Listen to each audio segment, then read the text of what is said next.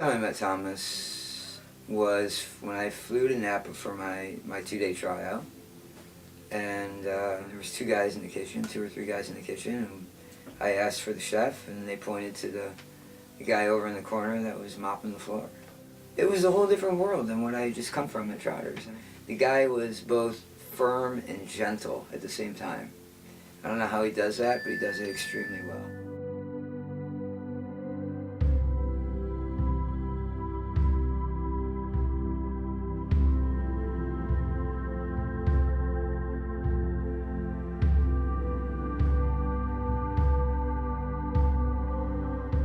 Chef Keller said to me at one point, I really think that you should spend a week in this kitchen because of your curiosity and your knack for looking beyond what is right in front of us.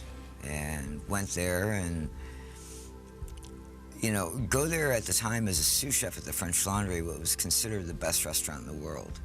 So there's a certain arrogance, there's a certain ego that a young man has a young chef.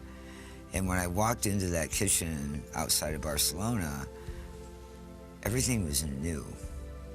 So the smells, the language, the cooking techniques were things that I were very unfamiliar with. So it was incredibly humbling. And it made me come back to the US and question what exactly I wanted to do with cooking. And the answer? The answer was to do exactly what Chef did, which was forge your own path.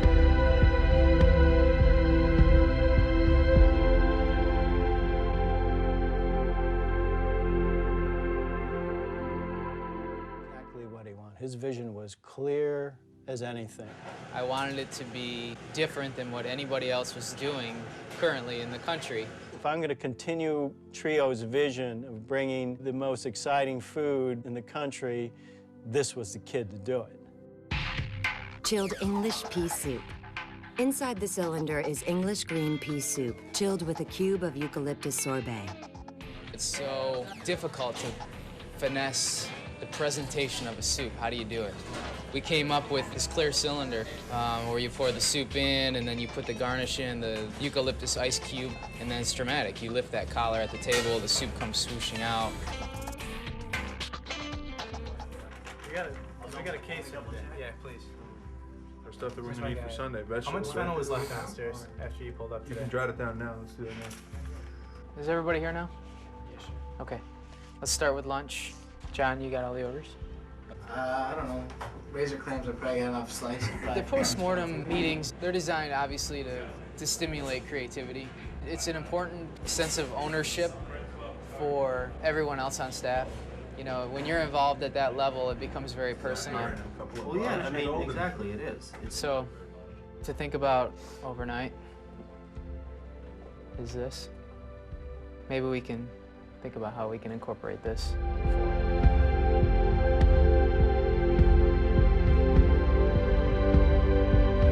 Kokonas is Achatz's business partner. I never intended to work in the restaurant industry until I met Grant. Kokonas was a successful trader and a regular at Trio, where Achatz was executive chef.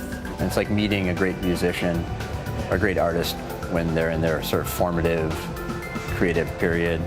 He told Achatz he'd help him open a restaurant of his own, but first they'd need to be friends. And my immediate reaction was, I'm not friends with any of my coworkers. None, zero. I don't believe in it. At the time, I thought this guy's absolutely off his rocker. But Alinea was a hit, and in 2006, Gourmet magazine named it the #1 restaurant in America. And we started making the top list in the world of restaurants, and all of the local accolades started pouring in.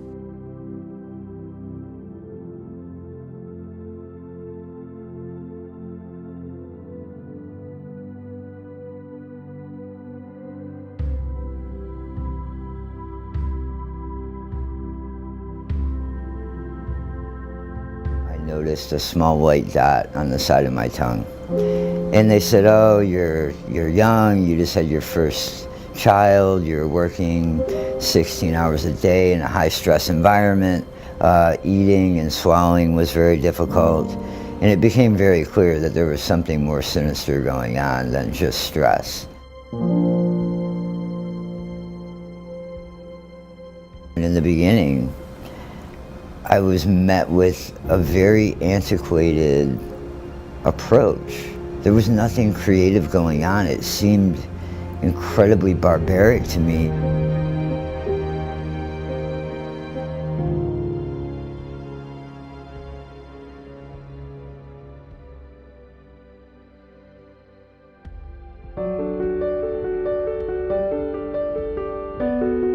I got a call from the team there and talked to them briefly on the phone, found the clinical trial, read about it, and said, this is exactly what I was looking for. And Grant said, no, I'm done. Like, we made that decision. It was a very difficult decision, and I'm done. And I said, like, one more. And we sat in a room with Dr. Vokes and Dr. Haraff, Dr. Blair. And first of all, I was surprised because I had been to about 4 major institutions prior to going to the University of Chicago. And I only met with 1 doctor each time. And here we were in this room with a team, with three doctors, each in their own specialty, but clearly working together. I still don't understand how surgeons say, the only thing we can do is cut your tongue out. We have to cut your tongue out. First step, cut your tongue out. And I go, why should that be the first step? Why should you sacrifice that important organ? Not only for Grant, who is a chef and needs it for his culinary abilities, but for an average guy that wants to talk or kiss his wife.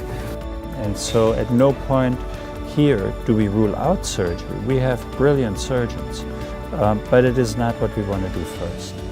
And so what we already had experience with at the time was to start out with chemotherapy to try and tame this tumor, to take the inflammation down, to take the size down, and then go in with chemotherapy and radiation. So we were concerned at the time that even though we gave the patient chemo and radiation therapy, if it came back in a lymph node, or maybe it was like 90% gone in the lymph node, if it regrew, it would be much harder to treat.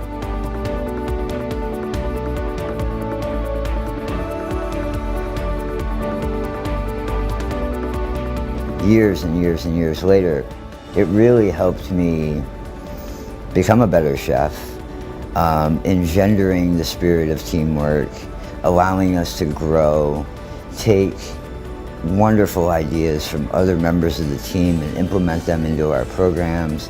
So really, you know, that individualistic approach, it never gets you far. You have to work as a team in order to succeed. And again, it's the same in the restaurant. I feel strongly it's the same in the medical profession.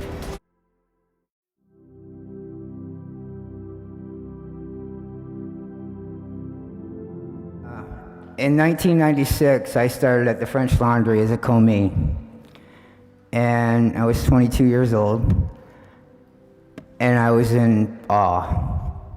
I walked into that restaurant and I saw a gentleman that ultimately would become my mentor, and to this point, even though it feels a little awkward to say, a great friend. What struck me about the restaurant was the push. I'd never seen it before in my life. I'd never experienced the discipline, the dedication, the intensity, the tenacity, and the drive that both the chef and all of the cooks possessed. I pulled that in thinking it was going to make me a good cook and ultimately a great chef. What I didn't know was that it was actually going to save my life. That drive, that tenacity, that dedication that I took in at that restaurant, and it became a part of who I am 10 years later, 12 years later, helped me get through a pretty ridiculous battle.